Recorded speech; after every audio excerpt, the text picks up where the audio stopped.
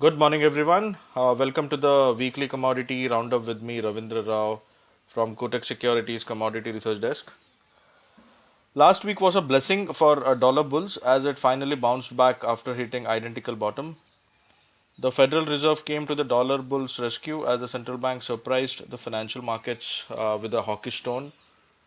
Although rates were unchanged, the accompanying rhetoric surprised the markets. The market certainly didn't expect a possibility of a two rate hikes in 2023. Surprisingly, the dollar rose, but the yields fell deeper after the Fed event.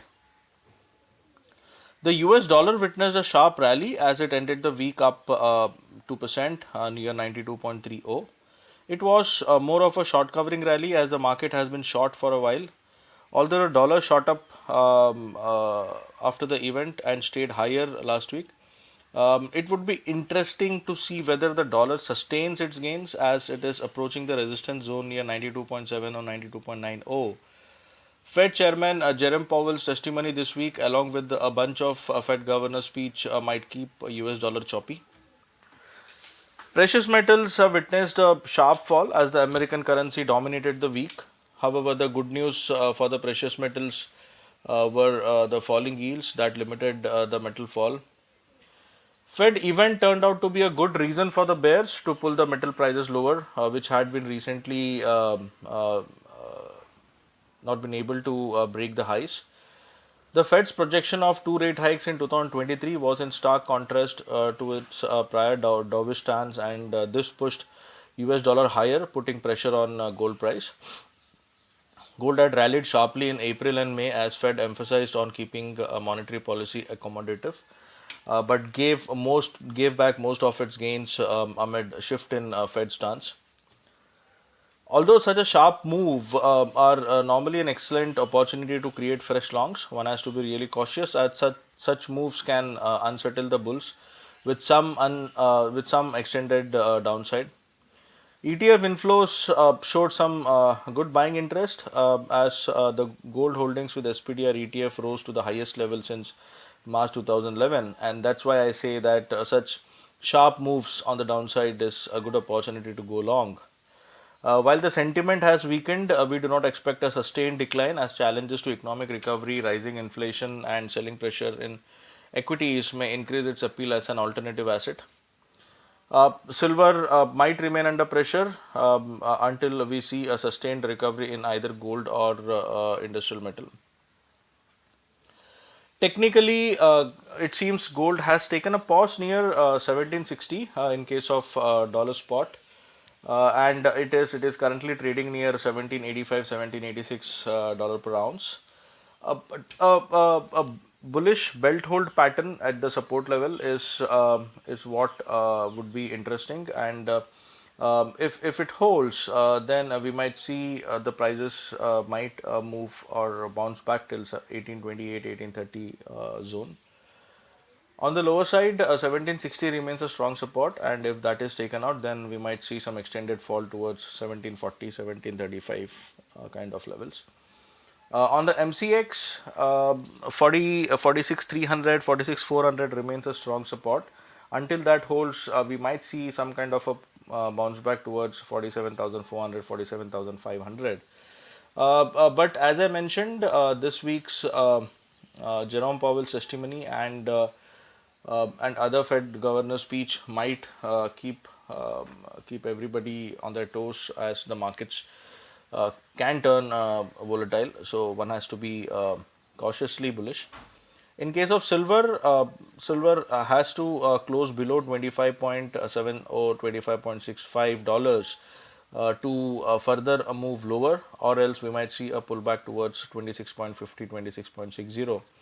In case of MCX, 66 600, 66 500 remains a key support, and on the higher side, we might see if that holds, we might see a bounce back towards say 69,000, 69,500. So gold remains slightly on the supportive side until gold and silver both until the mentioned support holds on a closing basis. Coming to crude oil has been one commodity that has been very strong as it was the only commodity that stayed firm even after the dollar strength. Last week, crude oil set fresh highs and managed to end higher for the week.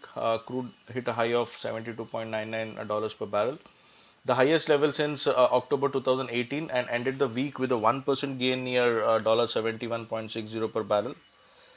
Crude oil rose for the fourth consecutive week amid expectations of higher demand from US and Europe, as improving virus situation leads to easing of virus related restrictions.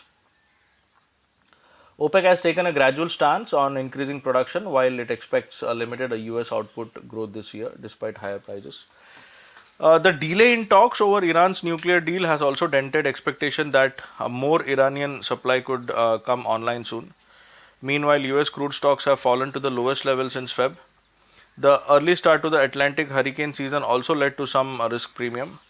The factors that might cap gains are demand concerns amid persisting virus risks, uneven recovery, higher US crude oil recounts, and US EIA's forecast of a higher output from US shale resources next month.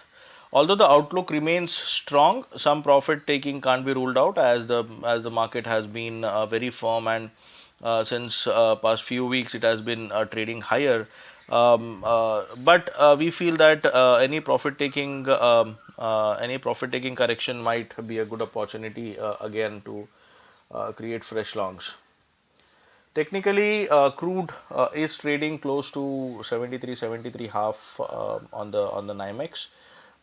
There is a possibility it might go close to $75, which is a psychological level as of now, and we might see it trading in the band of $72 to $75 for the week.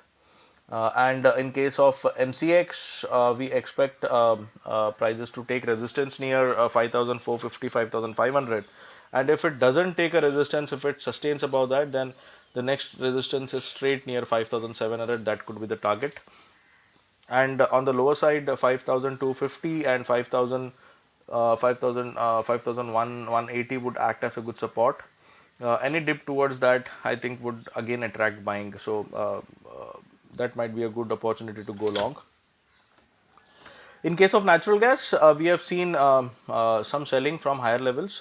We last week we expected it to test around 251 odd levels if it sustains about 242. It went up till 247, and from there we had seen a correction. But the setup is still bullish as it is still out of the symmetrical triangle, and it has given a good dip towards 234, 235. So until 220 holds, we expect prices might stay firm, and that would be a good buying opportunity. Coming to base metals witnessed a sharp sell-off last week, led by copper, as weakness in equities and gains in US dollar post Fed decision was coupled with increasing concerns about Chinese demand amid the crackdown on rising raw material prices. LME copper slumped 8.6%, followed by a fall of 7.3% in zinc. In other metals, nickel was down by 5.9%, whereas aluminium and lead both fell by 3.2% and 2.2% respectively. The sell-off has dented market sentiment. However, market reaction may subside, and improving global growth outlook could keep a floor to prices. Also, with sharp correction in commodity prices, China may not act aggressively to curb material prices. This is what our expectation is. Technically, copper has taken a good support near 685, 682 zone, and it seems that yesterday's bounce back could extend, and copper prices on the MCX might move to 714, 720 odd levels. It might even extend till 730, which is the break point. So until 685, 682 zone holds, we expect copper to give a bounce back towards 720, 730 odd levels. In case of zinc, zinc has finally moved below the trend line support, and until 238 holds, any rallies towards 234, 35 might see some kind of a selling coming in. About 238, again the bulls might get in charge. But till then, 234, 235 seems like a supply zone, and on the lower side, 228. 0.60 holds a good support. If that is taken out, then it might fall towards 226, 225. In case of nickel, the prices have been more of in a range. 1320, 1330 would be the ideal cap, and on the lower side, 1265, 1270 remains a strong support. Prices have bounced back from those levels a couple of times, and having said that, if it goes below 1260, 1265, then it might extend the downside. It might further extend the downside, or else we expect a range bound move between 1270 to 1320 odd levels. Well, a very volatile and challenging week went by, and the week ahead should be interesting. That might carry high volatility as well. The markets would watch Jerome Powell's testimony this week as to digest the Fed and its forward path. Now that the Fed has changed its stance, it will be interesting to see whether that actually happens, as it is easier said than done. The change in Fed stance might make the second half of 2021 more interesting and fairly volatile. That's all from this edition. Good luck.